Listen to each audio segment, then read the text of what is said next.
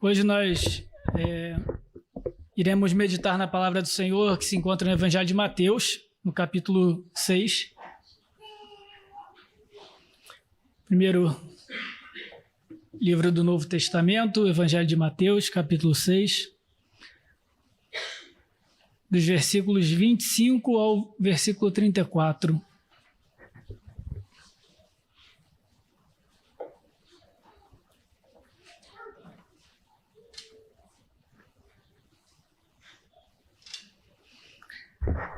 Evangelho de Mateus, capítulo 6, a partir do versículo 25, diz o seguinte: Por isso vos digo, não andeis ansiosos pela vossa vida, quanto ao que haveis de comer ou beber, nem pelo vosso corpo, quanto ao que haveis de vestir.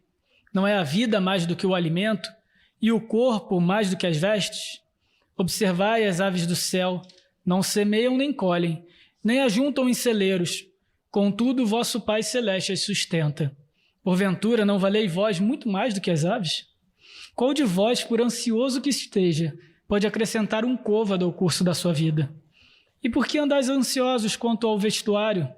Considerai como crescem os lírios do campo. Eles não trabalham nem fiam. Eu, contudo, vos afirmo que nem Salomão, em toda a sua glória, se vestiu como qualquer um deles.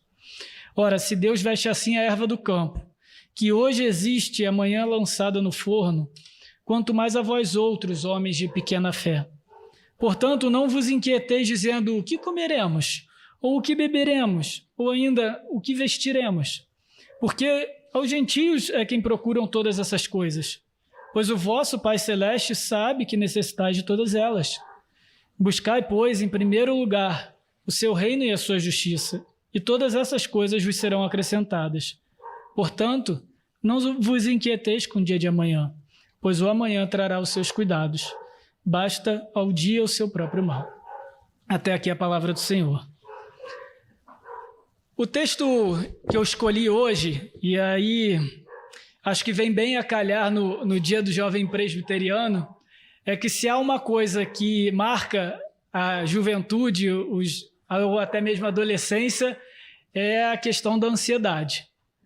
A verdade é que nós entendemos e percebemos que a ansiedade é o mal do século e é cada vez mais comum encontrarmos pessoas sofrendo disso e mesmo nós, de repente, dispersos, de repente incomodados, inquietos no nosso coração com as questões da vida, com as decisões que precisamos tomar ou com aquelas que nós já tomamos. E se a ansiedade é o mal do século, eu arrisco dizer que os jovens são um grupo de risco. Isso porque, de fato, qualquer fase de vida vai trazer as suas próprias preocupações. Mas é nesse final da adolescência e no desenvolvimento da juventude é que nós tomamos as principais decisões da nossa vida.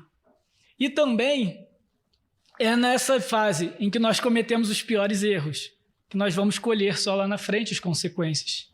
Consequências essas que, de repente, nos seguirão para o restante da nossa vida. E aí é normal, e seria até natural dizer que a ansiedade faz parte da juventude, faz parte da adolescência. Mas então nós nos encontramos aqui com Jesus no meio do Sermão do Monte, ensinando aos seus discípulos a não andarem ansiosos com a vida. E quando nós olhamos para a nossa vida, nós podemos perceber momentos, e talvez esse seja o seu momento, em que a ansiedade tira o brilho das coisas. E a juventude, que deveria ser os nossos melhores tempos, passa a ser aquela época, aquele momento da nossa vida que a gente não vê a hora de passar. Ou nós que já passamos, nós não, vocês, que já passaram pela juventude, olham para trás e, não, deixa isso quieto para lá, eu não quero me lembrar da minha juventude, não foi tão boa, não foram os meus melhores dias. Mas a Bíblia é perfeita como palavra de Deus, porque, sim, ela é a palavra de salvação para o pecador, mas nem por isso ela deixa de ser aplicável ao nosso dia a dia. E nem por isso o Senhor deixa de se importar com a maneira que nós vivemos o nosso dia a dia.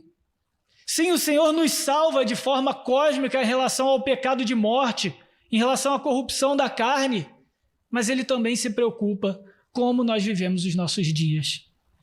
E é por isso que eu trago esse texto, para que nós, sejamos jovens ou não percamos os nossos dias sofrendo com a amargura da ansiedade, sofrendo com a dor, sofrendo com medo, com a insegurança, seja lá o que for que a ansiedade traga ao seu coração. O segundo motivo que é importante falarmos sobre ansiedade nesse texto é que, na realidade, ele está dentro de um contexto maior. O contexto do capítulo 6 é sobre a relação do ser humano com as riquezas, com as suas posses. E aí vem, então, Cristo encerrando esse assunto com a ansiedade. Isso é muito cabível ao nosso tempo, porque nós vivemos tempos em que os bens materiais são extremamente bem avaliados e extremamente valorizados em nossa vida. Alguns dizem que nós vivemos o tempo de materialismo, ou seja, aquilo que é físico, aquilo que é concreto, aquilo que eu posso tocar, aquilo que é tangível a mim, isso é o que vale. E as experiências espirituais, a nossa vida espiritual, a nossa profundidade como ser humano, como ser espiritual, é coisa da religião, é inútil, não faz sentido no mundo material. E é justamente essa ignorância em relação ao nosso elemento espiritual, ao aspecto espiritual da nossa vida, que é muito presente na nossa cultura, que nos causa ansiedade. Porque a vida material não nos é suficiente para nos trazer tudo aquilo que precisamos para viver com paz, para viver com plenitude. Sejam as riquezas, sejam os prazeres dos nossos relacionamentos, sejam os objetivos, sejam aquilo que eu conquisto com as minhas mãos, nada disso é suficiente para me completar como ser humano. Só que quando o homem tira Deus da jogada e reduz a realidade do ser humano ao material, há um vácuo, há uma lacuna, e essa lacuna é preenchida com ansiedade. A vida por si traz as suas devidas preocupações. E é por isso que nós, cristãos, devemos saber como viver sem sermos tomados pela ansiedade, principalmente na juventude. E é o que nós vamos ver hoje.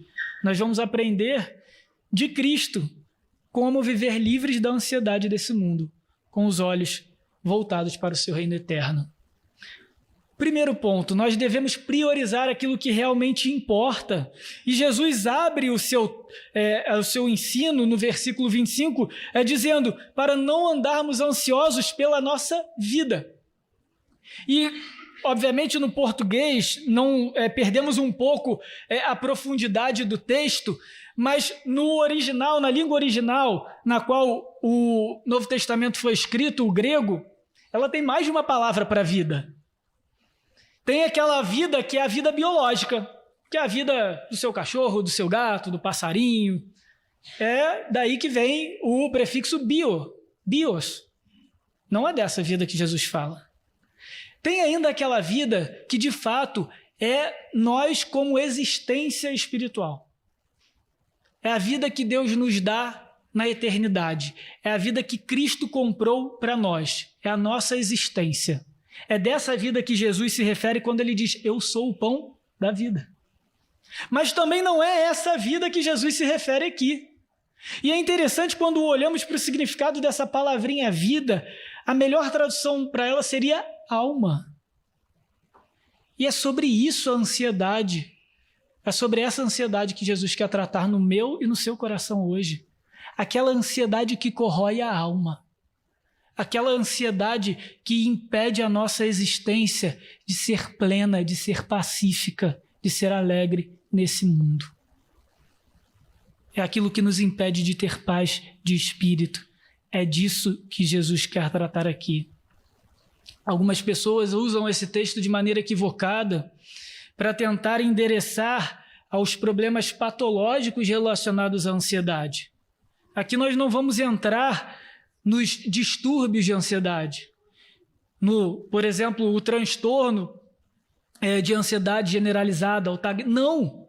O ponto de Jesus não é tratar de maneira clínica, mas de maneira espiritual, teológica. Aquilo que turva a nossa alma, aquilo que impede nós de olharmos para a nossa vida como deveríamos, com prazer, que é exatamente por isso que Deus nos deu a vida, para que tenhamos prazer e prazer nele, mas algo nos impede, e é exatamente isso que Cristo endereça. Então, quando olhamos para o texto, nós vemos que há uma inversão de valores, uma inversão de significados naquilo em que priorizamos na nossa vida. O texto nos diz para não andarmos ansiosos pela nossa vida e não nos preocuparmos com aquilo que iremos comer e beber. E a verdade é que há essa inversão de valores. A cultura ao nosso entorno vai colocar aquilo que há de importante na nossa vida, o que devemos conquistar, o que devemos ter, o que devemos possuir. E hoje em dia não é necessariamente uma conta bancária, mas pode ser o cargo que está escrito no seu crachá, pode ser a faculdade que você passou no Enem, que é coisas materiais, coisas supérfluas, coisas temporais. Supérfluas não no sentido de sem importância alguma para a nossa vida, mas diante do todo da realidade, diante da eternidade da nossa existência, elas são muito pequenas. E o mundo vai dizer que isso que nós fazemos aqui domingo após domingo é uma mera manifestação religiosa para nós nos sentirmos bem como seres humanos, mas não mais do que isso. Porque o que importa é o que nós conquistamos por nós mesmos de segunda a sábado. Isso é materialismo. É daí que vem a ansiedade do mundo. É dessa inversão de valores. E o que Cristo está dizendo é o seguinte: cuidado com essa inversão de valores.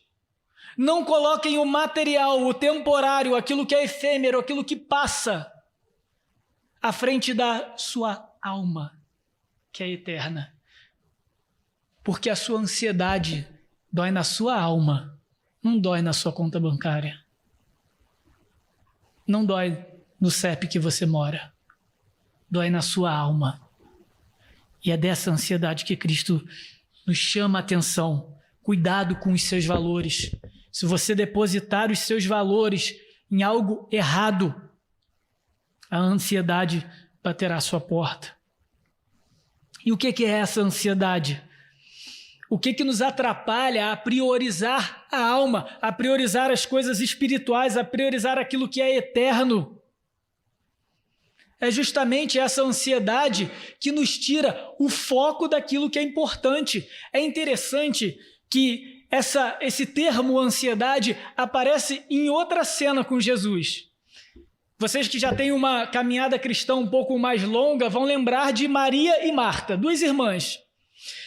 Jesus vai jantar com elas, vai comer na casa delas, e uma das irmãs, Marta, se preocupa ao extremo em deixar tudo pronto para Jesus, em fazer a comida direitinho, em arrumar a mesa, em deixar a casa limpinha. Mas a sua outra irmã, Maria, fica o tempo todo colada em Jesus, nos pés de Jesus, e não larga Jesus. Até um ponto em que Marta se incomoda com aquela situação e vira para Jesus e fala: mestre, olha só, fala para minha irmã se tocar aí, cara.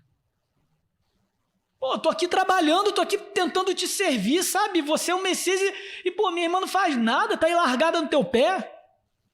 Olha o que Jesus responde para ela: Marta, Marta, andas inquieta e te preocupas com muitas coisas. Marta andava ansiosa, melhor dizendo, distraída com muitas coisas. É dessa ansiedade, dessa mesma ansiedade, que distraía Marta daquilo que era mais importante. O quê? O Rei do Universo, o Criador dos céus e da terra, o Messias, o Cristo, ali na casa dela. Mas ela estava preocupada, ela estava distraída com aquilo que não importava. E a nossa ansiedade nos distrai daquilo que é importante. Por isso precisamos, dia após dia, refletir o que nos distrai na nossa vida. o que nós colocamos como prioridade, o que nos tira o sono. Mas eu não digo o seguinte, não, o que me tira o sono é o curso que eu vou fazer, o vestibular está chegando aí agora e eu preciso de... Não. O que te tira o sono além disso? Será que é uma expectativa de atender a expectativa dos seus pais em relação ao seu curso? Eu sei que os pais se preocupam com o que vamos fazer na faculdade, mas o que está por trás disso? Será que é a preocupação com o desenvolvimento do seu filho como ser humano, com aquilo que ele pode trazer para o mundo de benefício, abençoar outras pessoas com a sua carreira, ou se ele vai preencher as suas expectativas em relação a ele, daquilo que você sempre sonhou, para quando chegar no Natal, meu filho está fazendo a faculdade tal e o curso tal. Inversão de valores, prioridades. Vivemos em uma cultura de valores invertidos e onde o que é terreno vale mais do que é espiritual. Nós não conseguimos nos concentrar naquilo que de fato é eterno. Somos distraídos por toda sorte de estímulos digitais. Então, como se não bastasse os próprios valores da vida, os próprios prazeres desse mundo, agora eles estão pulando em anúncios na nossa cara o tempo todo no Facebook e no Instagram. As redes sociais nos lembram aquilo que nós não temos, aquilo que nós não somos, onde nós não passamos a lua de mel, onde nós não moramos, onde nós não vamos tirar férias. E isso nos distrai, isso nos causa ansiedade. Porque passamos a definir a nossa alegria a partir daquilo que não temos. E julgamos que, de repente, se nós tivéssemos isso, ou fôssemos essa pessoa, viveríamos melhor. Mas Jesus exemplifica, nos mostra que essa inversão de valores deve ser observada com atenção e cautela. E ao ser observada, nós podemos nos proteger dela. Então devemos reconhecer e priorizar aquilo que importa na vida, aquilo que é espiritual, aquilo que é eterno, não simplesmente o que o mundo nos oferece. Mas devemos também confiar a Deus todos os aspectos da nossa vida. E é o que Jesus nos ensina do versículo 26 ao 30. Ele nos traz 3 ilustrações aqui. As aves do céu, a extensão da vida, como se a vida, o tempo de vida fosse uma distância, fosse uma estrada, um caminho. E ele fala, olha só, quem aqui consegue acrescentar 1 metro nessa caminhada? É essa a ilustração. E a terceira ilustração dos lírios do campo. Em todas as 3, Jesus nos mostra que não devemos andar ansiosos, porque alguém está cuidando de nós, porque alguém nos protege, porque alguém está atento às nossas necessidades. E esse alguém é o próprio Deus. É Deus que nos sustenta naquilo que somos, é Deus que nos sustenta naquilo que temos, e é Deus que nos sustenta naquilo que fazemos. Olhem o versículo 26, observai as aves do céu, não semeiam, não colhem, nem ajuntam em celeiros. Contudo, vosso Pai Celeste as sustenta. Porventura, vocês não valem muito mais do que as aves? O primeiro argumento de Cristo é lembrar aos seus ouvintes, aos seus discípulos, quem nós somos. Então, basicamente, ele pede para que olhemos para as aves e então reflitamos sobre a relação de Deus com a natureza, com as aves, e agora consideremos e julgamos a nossa relação com Deus. Então, aqui Jesus não quer dizer que a natureza não é importante. Ele não está colocando aqui que as aves do céu não valem nada e, na verdade, nós é que valemos tudo. Não, não é isso. Ele está dizendo o seguinte, olha só, Deus cuida de toda a sua criação, porque Ele é Criador. E Ele não vai abandonar a sua criação. Mas no meio da sua criação, há aqueles que foram criados à sua própria imagem e semelhança. Aqueles que foram criados para espelhar a glória e a identidade do próprio Deus na terra. os seres humanos. E se Deus cuida da ave do céu, Ele não vai cuidar daqueles cuja imagem e semelhança vem do próprio Deus? Mas ainda há um detalhe, uma sutileza desse texto, e esse texto tem detalhes magníficos, em que ele coloca o seguinte: contudo, o vosso Pai Celeste. É interessante que Cristo, nesse momento, vai levar a atenção dos seus ouvintes, e o tempo todo nessa passagem, do 25 ao 34, ele vai se referir a Deus Pai como o vosso Pai Celeste. Então não é somente que nós somos seres humanos criados à imagem e semelhança, mas ele nos está lembrando, vocês que creem no Senhor, vocês que creem que existe um Deus bondoso, misericordioso, Criador dos céus e da terra, vocês não só são imagem e semelhança deles, mas vocês são filhos desse grande Pai Celeste. E por que vocês estão tentando conquistar tudo com as suas próprias mãos? Por que vocês estão invertendo os valores da sua vida, se vocês têm um Pai Celeste? Se o Deus Todo-Poderoso é Pai de vocês. Não façam isso. Isso só vai gerar ansiedade. Nós somos filhos amados do Senhor. E quando reconhecemos isso, metade da nossa ansiedade vai para trás. Metade da nossa ansiedade sai do nosso coração. Porque nós reconhecemos que não temos a capacidade de levar o mundo nas costas, mas tudo bem. Porque o Criador desse mundo o leva para nós e nos leva nas suas próprias costas. Nos leva no seu colo. Somos filhos amados. Então, Deus nos sustenta naquilo que somos, mas também naquilo que temos. E talvez a comparação com os pássaros pode nos levar a crer o seguinte: bom, os pássaros não colhem, não trabalham, eu sou filho de Deus, Ele vai me abençoar dormindo, como diz o Salmo, então eu não preciso trabalhar. Não é isso que ele está falando. Essa semana eu vi um ninho no meu jardim, já é o segundo, estava vazio. Passarinho lá fez o ninho, nasceu outros 2, já voaram, hoje eu desfiz o ninho. Hoje não, ontem, sei lá. Aquele passarinho é o mesmo aqui do texto. Mas ele teve trabalho pra caramba, porque eu vi ele lá da minha janela, lá levando galinho, fazendo lá o ninho, costurando, pá. Mas quem sustenta, quem dá o recurso, quem dá, no caso do passarinho, o instinto, para ele poder ter tudo à sua disposição para fazer o ninho e se multiplicar e se alimentar, é Deus, é o Criador. Em outras palavras, nós devemos nos esforçar, nós devemos trabalhar, nós devemos nos empenhar em tudo que fazemos, sim.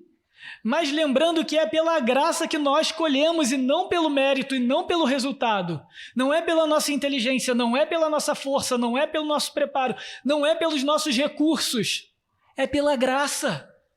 E é pela graça que Deus, inclusive, dá todas as condições para que o nosso trabalho dê frutos. É pela graça, assim como os pássaros. É pela graça que Ele os sustenta. E é pela graça que Ele nos sustenta. Tudo aquilo que temos vem do fruto das nossas mãos. Sim, nós cristãos devemos trabalhar a ponto de glorificar a Deus. Como o apóstolo Paulo diz, tudo que fazemos, em tudo que fazemos devemos glorificar a Deus. Mas de que forma? De maneira a apontar que existe um Deus que nos sustenta. E até a maneira como você vê o seu trabalho vai ser mudada, porque agora ele não vai ser um meio para um fim, ele não vai ser uma forma de você ganhar dinheiro para pagar suas contas, ele vai ser uma forma de você glorificar a Deus através da sua inteligência e através das suas habilidades. Esse é o trabalho para o cristão. Não há mal nenhum no trabalho, há mal no pecado e há mal no pecador ao trabalhar, que se faz escravo do trabalho que deveria glorificar a Deus para tentar alcançar aquilo que é material e inverte novamente os valores. E aí, às vezes, você conhece alguém está preso num emprego que você detesta, ou num ambiente em que você não deveria estar, mas paga bem. Mas eu sempre quis ser engenheiro. Será que a gente está disposto a ganhar menos, ou abrir mão de determinados confortos, de determinados status, de determinadas conquistas, em prol daquilo que vale, daquilo que é eterno, daquilo que é espiritual? E depois a gente se pergunta por que a gente anda ansioso. Porque o nosso coração não está em paz. A dor é na alma. A dor é na alma. Esse materialismo não é só na profissão, são os relacionamentos também. Então, os jovens começam aquela fase de namoro e a gente já fica pensando como é que vai ser essa namorada, como é que vai ser esse namorado. Como é que é a família dele, o que ele tem, qual o curso que ele vai fazer. Essas preocupações passam. E ele também é um bom sujeito, ele também é crente. É o anexo. Olha a inversão de valores. Nos nossos relacionamentos, nas nossas amizades. Por que será que cada vez temos mais dificuldade de termos verdadeiras amizades com pessoas de poder aquisitivo diferente do nosso? Seja com um poder aquisitivo menor ou seja com um poder aquisitivo maior. Porque as nossas amizades, os nossos relacionamentos não podem ser pautados simplesmente pelo nosso caráter e pela nossa comunhão cristã. Seja o outro quem for. Por que nós valorizamos tanto coisas que não têm tanto valor? É essa a provocação que Cristo nos faz. Esse sermão é muito mais do que sobre o dinheiro, é sobre a ansiedade que vem de um mundo materialista. Vivemos definidos por aquilo que temos, vivemos definidos por aquilo que somos, num mundo às avessas. No mundo em que há passeatas para se salvar um pardal na Amazônia, mas também há passeatas em prol do assassinato de fetos.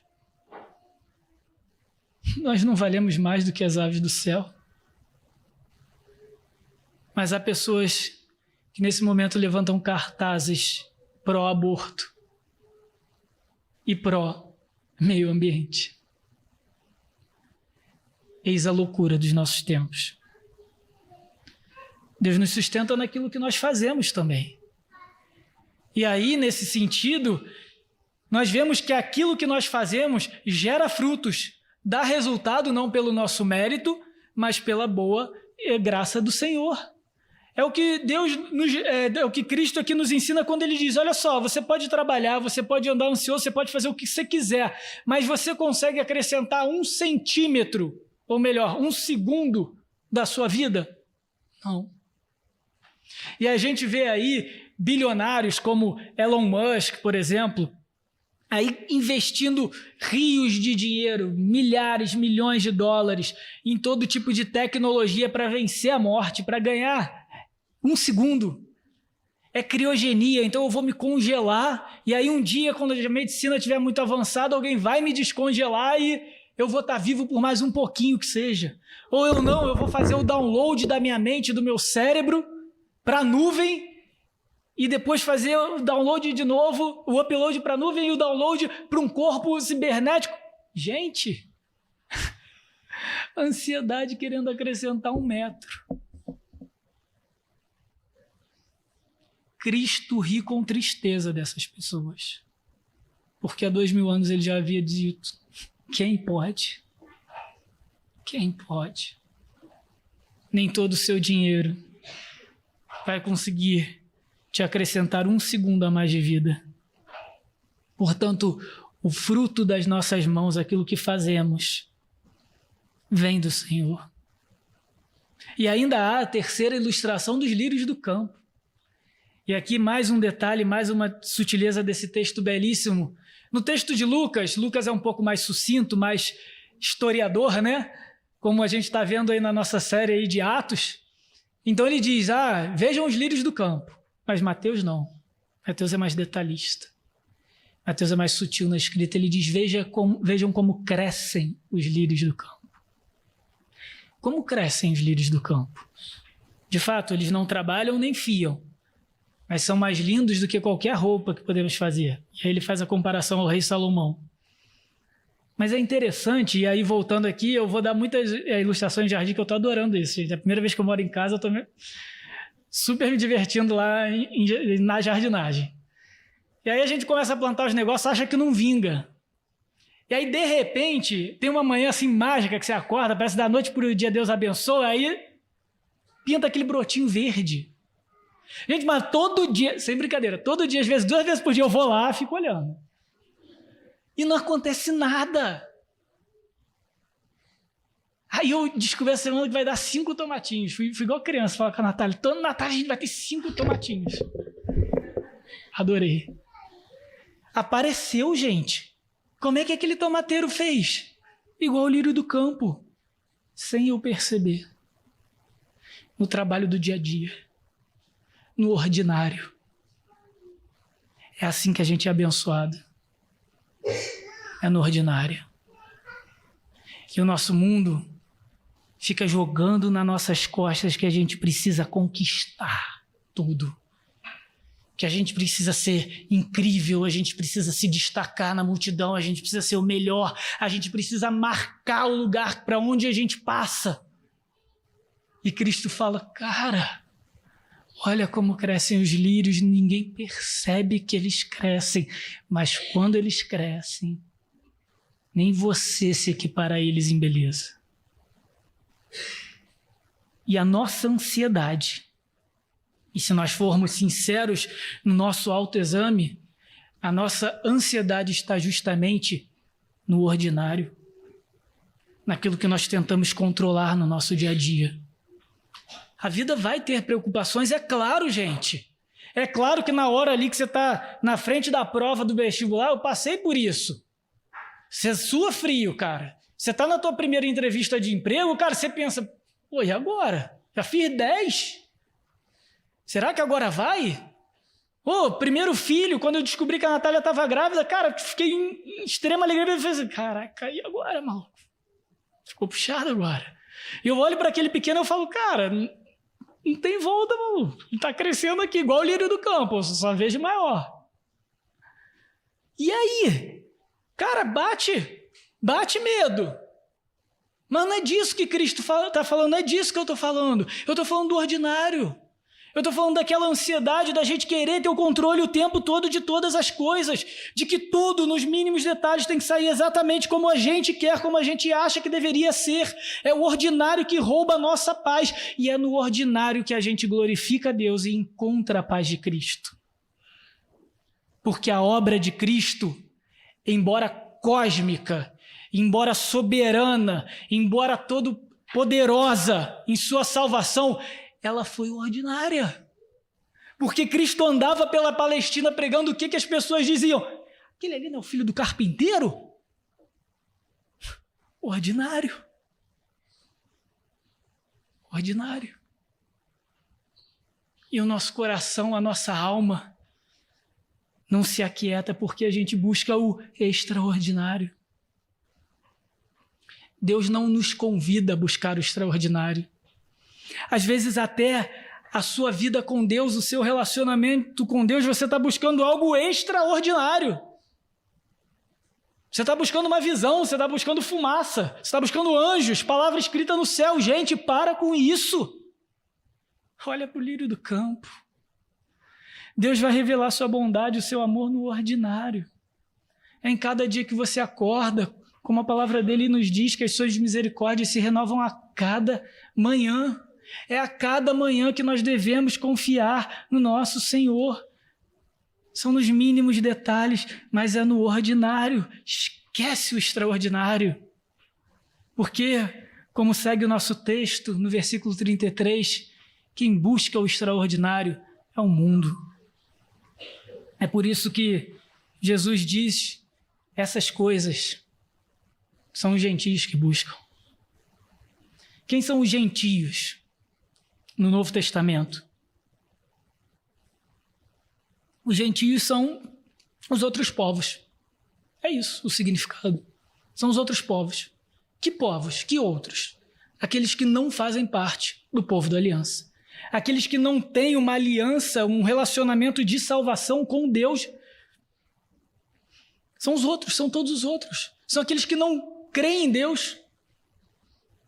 São aqueles que não consideram a Deus na sua vida. São aqueles que não creem no Evangelho de Cristo, que não o servem de todo o coração. Esses são os gentios. E faz sentido porque se há pessoas que retiraram da sua vida Deus, ele precisa preencher com outra coisa. Esse vazio existencial precisa ser preenchido. Então ele passa a atribuir valor, ele passa a atribuir sentido, passa a atribuir significado a tudo em volta dele, a tudo que ele vê, a tudo que ele toca, a tudo que ele sente, porque ele não tem mais Deus. Ele é órfão. Nós, sem Deus, somos órfãos. Então o que Cristo está dizendo é o seguinte: olha só, essas preocupações são para aqueles que não têm Deus como Pai. Mas vocês não são assim.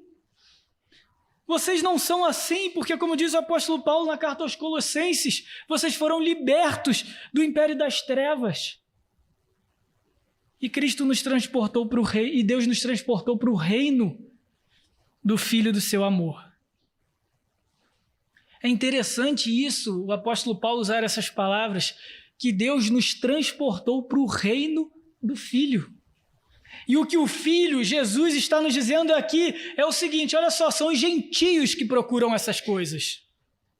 Mas vocês que são filhos, busquem primeiro o reino de Deus e a sua justiça. O buscar aqui é aquele que procura com um desejo intenso. É aquele que procura como mais importante, como algo mais importante da sua vida. Então não se engane, algumas pessoas vão cruzar as nossas vidas e talvez você esteja se enganando com esse discurso, dizendo: não, mas eu busco a Deus. Não preciso da igreja, não preciso de Bíblia, eu busco a Deus. Busco a Deus aqui na minha intimidade, falo com Deus, a minha espiritualidade, Deus está em todo lugar, Deus está no meio de nós, eu busco a Deus. Aqui não é buscar como alguém que perdeu algo. Porque o mesmo apóstolo Paulo também fala aos romanos que não há um justo sequer, não há quem entenda, não há quem busque a Deus. O buscar aqui é um desejo intenso. É um desejo intenso, um desejo que dói na alma. E que eu não vou me tranquilizar, eu não vou me aquietar, eu não vou sossegar enquanto eu não encontrar. É por isso que a palavra, e a gente cantou aqui, nos diz que assim como a corça anseia pelas águas, nós ansiamos, nós buscamos a Deus. O que é essa corça que anseia por águas? É que se ela não encontrar água, ela morre de sede, cara.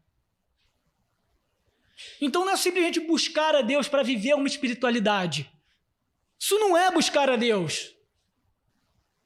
Buscar a Deus é reconhecer: olha só, eu não sou nada sem o Senhor. Eu sou um poço de ansiedade. Eu vou morrer na minha ansiedade. E se eu não for encontrado pelo Senhor, e se eu não entrar no seu reino e não viver, não for transportado para o reino do seu Filho, eu vou morrer. É isso que Cristo está nos dizendo aqui. E é por isso que Cristo nos diz: buscai primeiro o reino dos céus. Entendam, nós não buscamos o reino, nós não buscamos a Deus, e aí de repente nós encontramos, nos convertemos e pronto, acabou. Não, gente. Nós nos convertemos, nós somos convertidos por Cristo, o Espírito Santo nos convence do nosso pecado, nos convence da nossa condição de morte, nos convence da nossa ansiedade na alma, e aí então somos capacitados a buscar o reino. É a partir do momento da sua conversão que você pode sim buscar o reino, e a gente vai seguir buscando esse reino, a gente vai seguir servindo a Deus e o encontrando na sua palavra, o encontrando nas nossas orações, dia após dia, até que esse reino se concretize na segunda vinda de Cristo.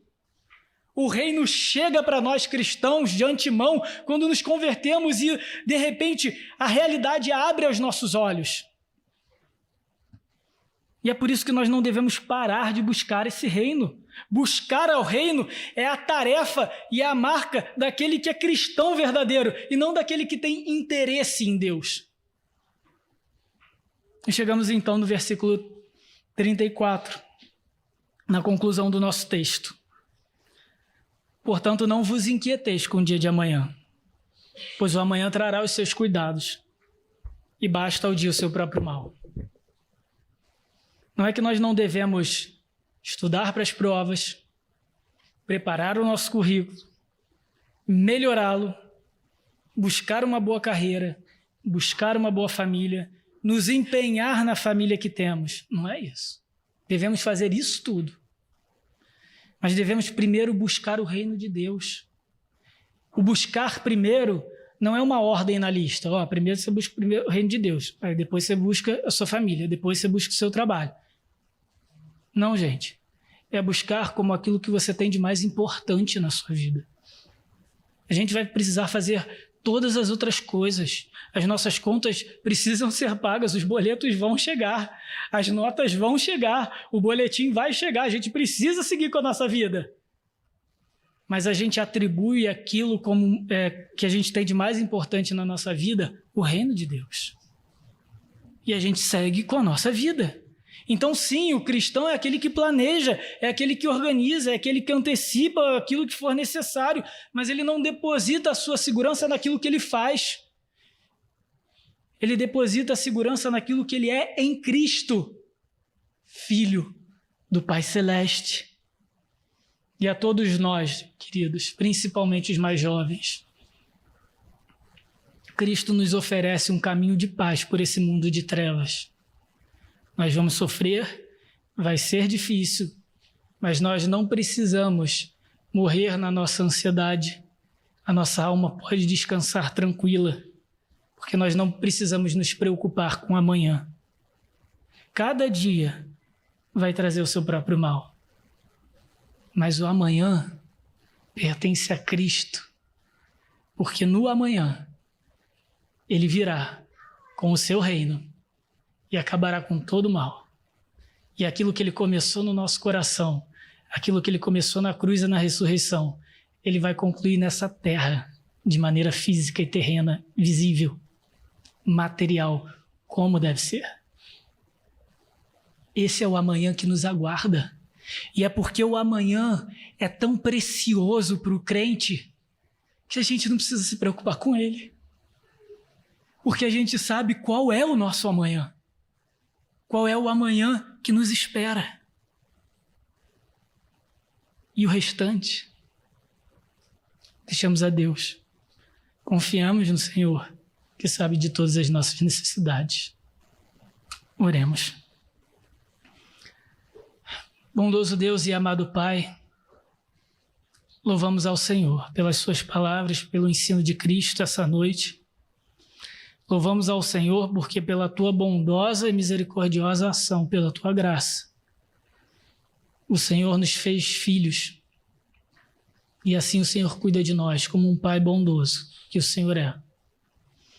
Perdoa-nos, Senhor, por muitas vezes de nos distrairmos com os valores do mundo. Nos perdoa por nos enganarmos com o materialismo, o individualismo, tudo aquilo que a nossa cultura prega como o que é de real valor. Perdoa a nossa falta de fé, Senhor, ao não confiar no Senhor.